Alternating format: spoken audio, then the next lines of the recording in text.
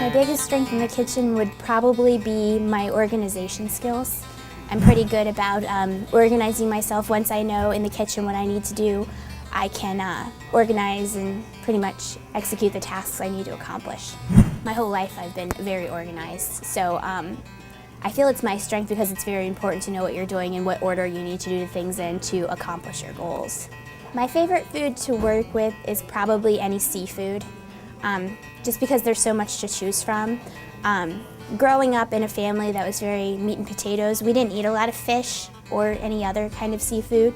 So for me, it's been real eye-opening to try new things, and so any chance I can get my hands on any kind of fish to try something new with is exciting. Ideal work environment would be a fun, fast atmosphere.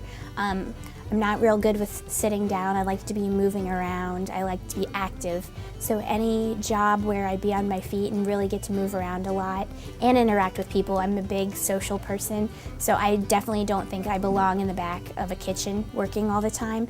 I definitely see myself more in the front of the house operations of a business, working one-on-one with the customers and the clients and really interacting. In 2 weeks I'll have a degree, and I never thought I'd be someone who would have a college degree. I'm 27 years old, and I went to school right out of high school and didn't know what I wanted to do and kind of put things on hold and went into a job that was great, but there was not a lot of room for advancement without a college degree. So just biggest accomplishment would be completing school, finishing the program, doing well. It's really exciting to complete something you start. It's just a great feeling to just know that you've done something like that and no one can take it away from you. My chefs have been amazing. They are so interactive, so hands-on. They really get to know you and make you feel almost like you're one of their kids. I just feel that I grew up a lot and I became a lot more independent and a lot more outgoing. And I think all the people you surround yourself with really have an impact on your growth, and that's how you change and just decide what you want to do with your life. And obviously surrounding yourself with anyone positive is going to make you a positive person and really aspire to be better. I was terrified the first time I decided. It was a big step for me. I was 6 years into a comfort zone of a job I'd been doing, and I made a decent pay. Didn't mind what I was doing, but just wasn't going to be happy with it for the rest of my life. So I guess the terrifying part came from wanting to leave my comfort zone and not knowing what lied ahead. I was a dental assistant. What? A dental assistant. I worked for a dentist, yeah. And I did that for 6 years. And it was a great job, and I just kind of felt like I'd gotten all out of it I could. And I was getting kind of bored and just knew I needed more.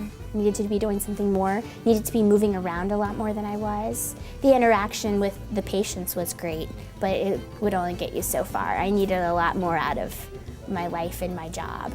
Today I made Pao Chicken with steamed rice. I made a hot and sour soup. I made a Japanese cucumber salad, and I made apricot punch.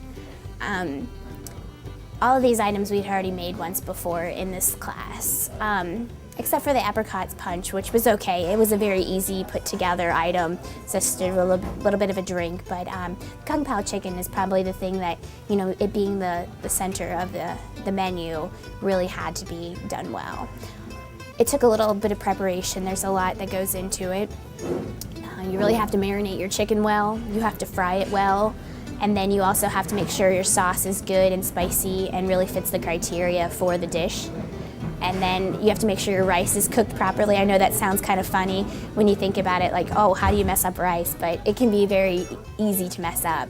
And it's unfortunate, a lot of people mess it up very easily. So that was another thing. You really have to watch your rice and make sure it's the right consistency and cooked properly.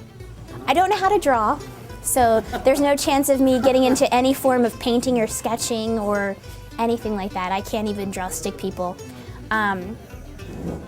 I took some video production classes actually in high school. They offered a lot of different kinds of opportunities for media, and I took photography classes. I really enjoyed those, but I never saw myself doing it full time. I actually really enjoy photography, and I did it a lot on the side.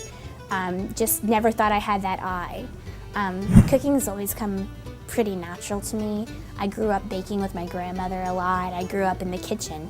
You know, at dinner time, I was the one in there helping out. So it's kind of second nature that I would choose that. It's definitely a lifestyle. You just can't do it half-hearted.